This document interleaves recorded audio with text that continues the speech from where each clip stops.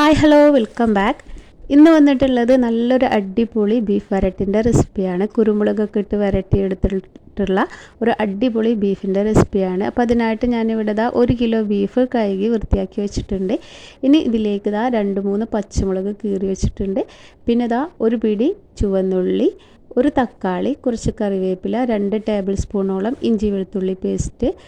ഇനി ഇത് നമുക്ക് ഈ ഒരു ബീഫിലേക്ക് ചേർത്ത് കൊടുക്കാം. അപ്പോൾ ആദ്യം തന്നെ നമ്മൾ ഇഞ്ചി വെളുത്തുള്ളി പേസ്റ്റ് 1 ടേബിൾ സ്പൂണോളം ചേർത്ത് കൊടുക്കുന്നുണ്ട്. അതിൻ്റെ പകുതി ചേർത്ത് കൊടുക്കുക. ഇനി നമുക്ക് തക്കാളി ചേർത്ത് കൊടുക്കുക. തക്കാളിയിൽ നിന്ന് പകുതി മാത്രം ചേർത്ത് കൊടുത്തിട്ടുണ്ട്. പിന്നെ കൂടെ കറിവേപ്പിലയും ചേർത്ത് കൊടുത്തിട്ടുണ്ട്. പിന്നെ നമ്മൾ ഇതിലേക്ക് ചെറിയ ഉള്ളിയാണ് ചേർത്ത് കൊടുത്തിട്ടുള്ളത്. അത് മുഴുവനായിട്ടും ചേർത്ത് കൊടുക്കുക. അതുപോലെ തന്നെ പച്ചമുളകും ചേർത്ത് കൊടുത്തിട്ടുണ്ട്. ഇനി ഇതിലേക്കുള്ള മസാലപ്പൊടികൾ ആഡ് ചെയ്യാം. 3 ടേബിൾ സ്പൂണോളം മല്ലിപ്പൊടി ചേർത്ത് കൊടുക്കുന്നുണ്ട്. 3/4 ടീസ്പൂണ് മഞ്ഞൾപ്പൊടി ചേർത്ത് കൊടുക്കുക. പിന്നെ ഇതിലേക്ക് 1 ടേബിൾ സ്പൂണോളം മുളക് പൊടി ചേർത്ത് കൊടുക്കുന്നുണ്ട്. അപ്പോൾ നമ്മൾ ഇതിലേക്ക് എരിവിനായിട്ട് മുളക് പൊടി 1 ടേബിൾ സ്പൂണ് ചേർത്ത് കൊടുത്തിട്ടുണ്ട്. 1 ടേബിൾ സ്പൂണോളം കുരുമുളക് പൊടി ചേർത്ത് കൊടുത്തിട്ടുണ്ട്. ഇനി നമ്മളിതിലേക്ക് 1/2 ടീസ്പൂണോളം ഗരം മസാലപ്പൊടി, ആവശ്യത്തിന് ഉപ്പും ചേർത്ത് കൊടുത്തിട്ടുണ്ട്. 1/4 ടേബിൾ സ്പൂണോളം വലിയ ജീരകം കൂടെ ചേർത്ത് കൊടുത്തിട്ടുണ്ട്. അതൊന്ന് ജസ്റ്റ് ഒന്ന് ചതച്ചെടുക്കുക, അല്ലെങ്കിൽ പൊടിച്ചെടുത്താലും മതി.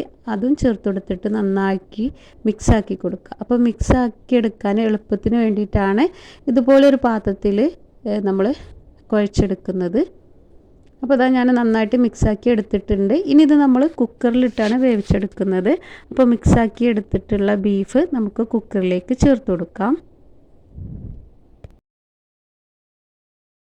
ഇനി നമ്മളിത് വേറെ ഇതിലേക്ക് വെള്ളമൊന്നും ആഡ് ചെയ്യേണ്ട ആവശ്യമില്ല. ഈ ഒരു ബീഫിൽ നിന്ന് നമുക്ക് വെള്ളം ഇറങ്ങി വരും. ഇനി ഇത് അടച്ചു വെച്ചിട്ട് നമുക്കൊരു 6 വിസിൽ വേവിച്ചെടുക്കണം. അപ്പോൾ ഓരോ ബീഫിനനുസരിച്ചിട്ട് അതിൻ്റെ വേവിൽ വ്യത്യാസം വരും.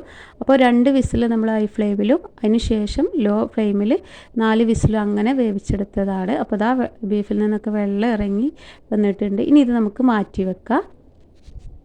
ഇനി ഒരു പാനിലേക്ക് നമുക്ക് ഒരു 3 ടേബിൾ സ്പൂണോളം വെളിച്ചെണ്ണ ഒഴിച്ചു കൊടുക്കാം. വെളിച്ചെണ്ണ ഒഴിച്ചതിന് ശേഷം നമുക്ക് ഒരു സവാള ചെറുതാക്കി അരിഞ്ഞത് ചേർത്തിട്ടൊന്ന് വഴറ്റി കൊടുക്കുന്നുണ്ട്. അതിനുശേഷം ഇതിലേക്ക് കുറച്ച് കറിവേപ്പിലയും കൂടെ ചേർത്ത് കൊടുക്കുന്നുണ്ട്. ഇതും കൂടെ ജസ്റ്റ് ഒന്ന് വാട്ടി കൊടുക്കുക. അതിനുശേഷം നമ്മൾ നേരത്തെ എടുത്ത് വെച്ചിട്ടുള്ള ഇഞ്ചി വെളുത്തുള്ളിൻ്റെ പേസ്റ്റ് 1 ടേബിൾ സ്പൂണോളം ചേർത്തിട്ട് അതും കൂടെ ഒന്ന് മൂപ്പിച്ചെടുക്കുന്നുണ്ട്. അപ്പോൾ അതും കൂടെ മൂത്ത് വന്നിട്ടുണ്ട്.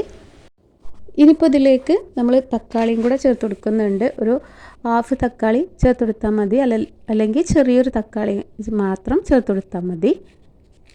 അപ്പോൾ അതും കൂടെ ചേർത്തിട്ട് ഒന്ന് വാട്ടിയെടുക്കുന്നുണ്ട്. ഇനി ഇതിലേക്ക് 1 ടേബിൾ സ്പൂണോളം മല്ലിപ്പൊടി ചേർത്ത് കൊടുക്കുന്നുണ്ട്. അപ്പോൾ ആ ഒരു മസാല നമുക്കൊന്ന് മൂപ്പിച്ചെടുക്കാം. അതിനുശേഷം ഇതിലേക്ക് 1/2 ടീസ്പൂണോളം ഗരം മസാലയും കൂടെ ചേർത്ത് കൊടുക്കുന്നുണ്ട്. അപ്പോൾ അതും കൂടെ മൂത്ത് വന്നിട്ടുണ്ട്.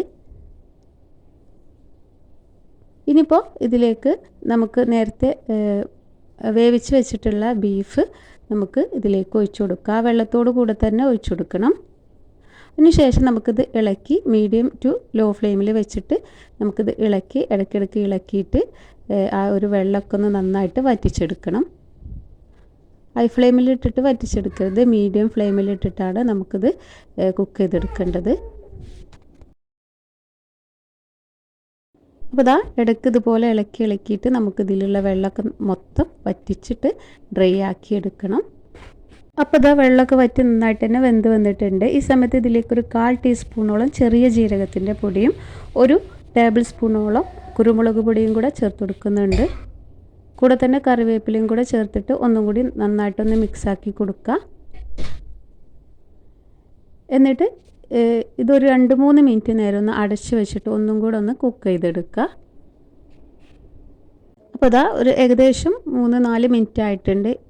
ഈ സമയം കൊണ്ട് നമ്മുടെ ബീഫൊക്കെ നന്നായിട്ട് സോഫ്റ്റായിട്ട് എന്നാൽ നല്ല ഡ്രൈ ആയിട്ട് തന്നെ വന്നിട്ടുണ്ട്.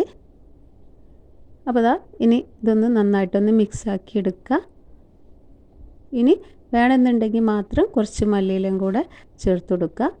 അപ്പോൾ നമ്മുടെ ബീഫ് ഇവിടെ റെഡി ആയിട്ടുണ്ട്. നല്ല ടേസ്റ്റി ആയിട്ടുള്ള കുരുമുളക് പൊടിയൊക്കെ ഇട്ടിട്ട് നല്ല അടിപൊളി ടേസ്റ്റി ആയിട്ടുള്ള ഒരു ബീഫ് വരട്ടിയതാണ്. അപ്പോൾ എല്ലാവരും ഒന്ന് ഉണ്ടാക്കി നോക്കുക. വീഡിയോ ഇഷ്ടപ്പെട്ടാൽ ലൈക്ക് ചെയ്യാനും ഷെയർ ചെയ്യാനും മറക്കരുത്. താങ്ക്